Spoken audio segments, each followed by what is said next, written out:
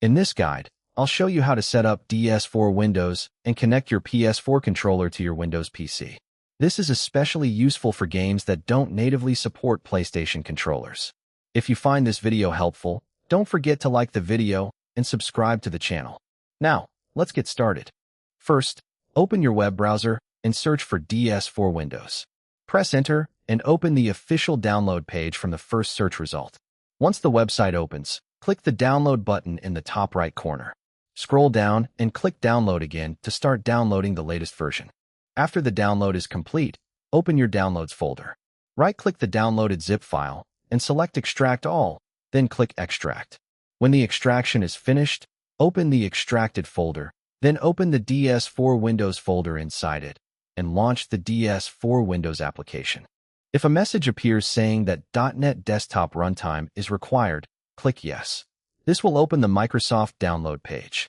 Download and install the .NET Desktop Runtime. Then close the installer once it finishes. Now, return to the DS4Windows folder and launch the application again. You'll be asked where you want to save your profiles and settings. Choose Program folder, as it's the recommended option. Next, click Step 1 to install the required driver.